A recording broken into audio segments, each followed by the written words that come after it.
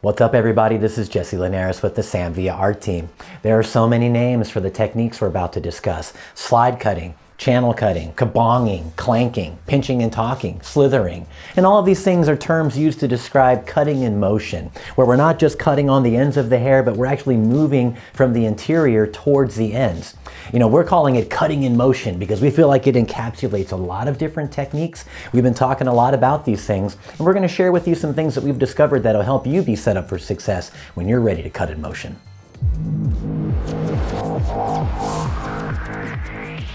When cutting in motion, one of the most important aspects to consider is the entry angle at which the tool enters the subsection.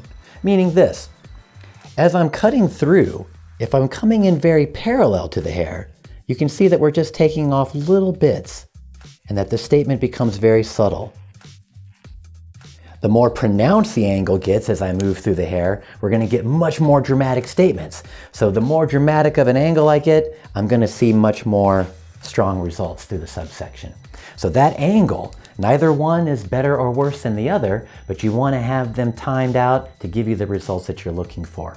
Now, along with that angle of entry is the element of timing. There's actually two movements taking place when we're cutting in motion. One of them is the speed at which we move through the section, and the other is the speed at which the shear closes as it moves through.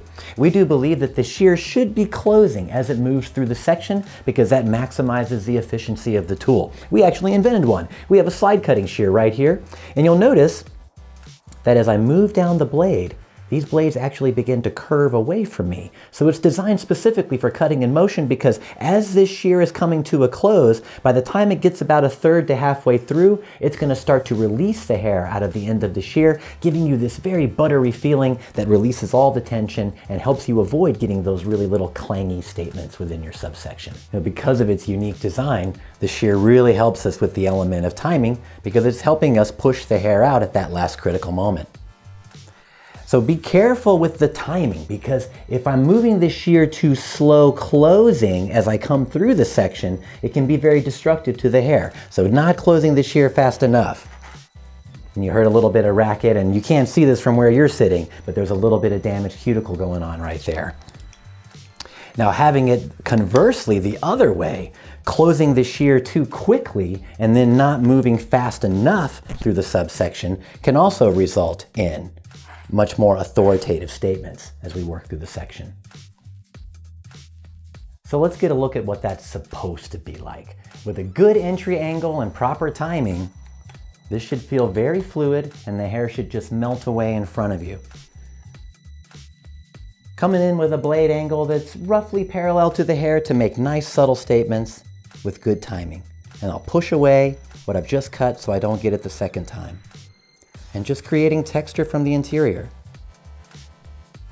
with proper timing and a good angle of entry. It's going to give us soft statements that really allow us to dig out bulk from the interior or take length off the ends too. Now, not everybody has a Samvia Artist Series slide cutting shear. Can we do it with regular shears? Absolutely. The slide cutting shear is designed specifically to do that very thing, that cutting in motion. But any shear, if you pay attention to your entry angle and your timing, can also get the job done. I'm using our 5.5 Streamline series right now, which is made of our signature metal, just a little bit sexier design if you like something a little bit lighter in your hand.